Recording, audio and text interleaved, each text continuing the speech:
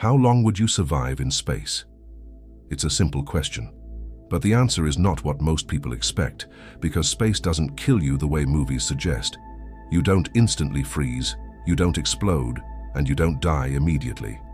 What actually happens is far more precise and far more unsettling. The moment you are exposed to the vacuum of space, the first thing you lose is pressure. Here on Earth, your body exists under constant atmospheric pressure. It's invisible, but it's essential. It keeps gases dissolved in your blood. It allows your lungs to function. It helps maintain the balance your body depends on. Remove that pressure, and everything begins to change. Within seconds, the air in your lungs is forced out. Not violently, but completely.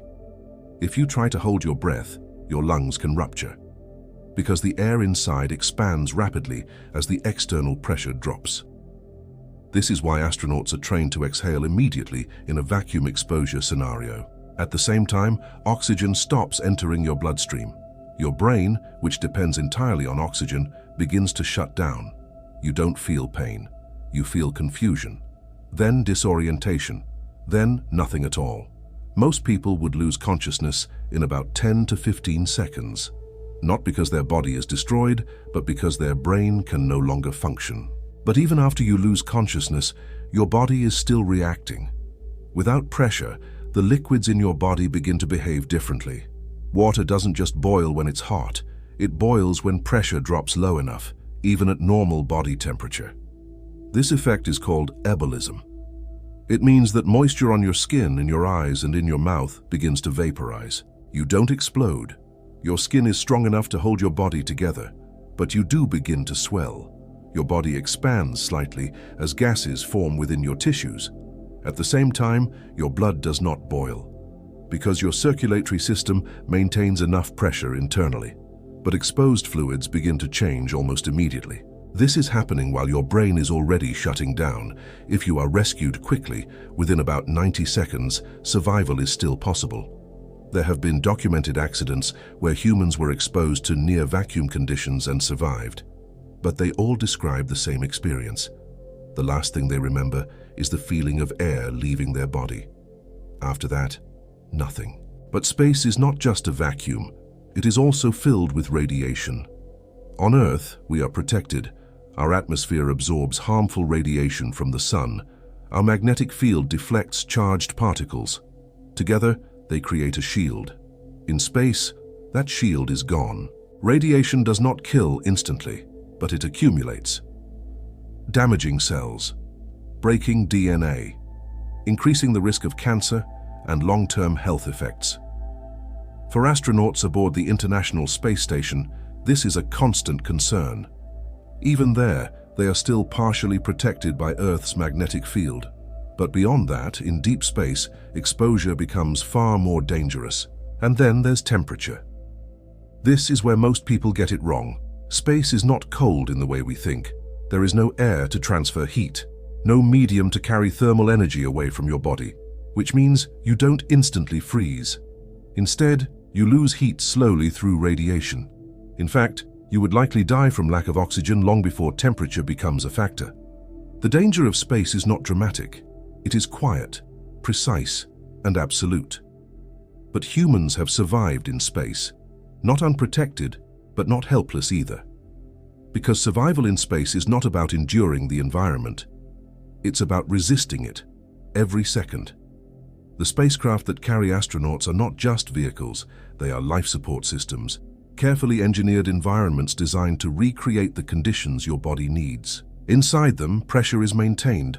Oxygen is constantly supplied, carbon dioxide is removed, temperature is regulated, radiation is reduced, though never completely eliminated. Even something as simple as breathing becomes a system. Air must be circulated, filtered, and balanced. Water must be recycled. On the International Space Station, even humidity from breath and sweat is captured and reused. Nothing is wasted, because in space, every resource is limited, and every failure is critical. If pressure drops inside a spacecraft, you have seconds to react. If oxygen levels fall, you have minutes. If systems fail completely, there is no margin for error. There is no rescue, only response. And this is in low Earth orbit, still close to Earth. still within reach of assistance. But what happens when we go further? Deep space is different. Beyond Earth's magnetic field, radiation levels increase significantly. Solar radiation, cosmic rays, high-energy particles traveling across the galaxy. These are not easily stopped. Shielding them requires mass, and mass is expensive to launch. The further we travel, the harder it becomes to protect human life. Long-duration missions, such as a journey to Mars, would expose astronauts to radiation for months, possibly years. Enough to significantly increase health risks, enough to challenge what we consider acceptable. And radiation is only one part of it. There is also isolation, distance, communication delays. On Mars, a signal can take over 20 minutes to reach Earth, which means real-time communication is impossible. Astronauts must operate independently, solve problems alone, make decisions without immediate support. Space becomes not just physically dangerous, but psychologically demanding. And then there is microgravity. The absence of gravity changes the human body over time. Muscles weaken, bones lose density, fluids shift within the body. Even vision can be affected. Astronauts must exercise constantly just to slow these effects, not stop them, only slow them. The human body was not designed for space. It was designed for Earth, and every moment spent beyond it is a negotiation between survival and environment. So the question becomes not just how long you would survive in space unprotected, but how long we can sustain life there at all. Because even with technology, space is not forgiving. It does not adapt to us. We must adapt to it, or we fail. And yet we continue to go. We launch satellites, build stations, plan missions to other planets, not because space is safe, but because it is there. And because understanding it means understanding our place within it.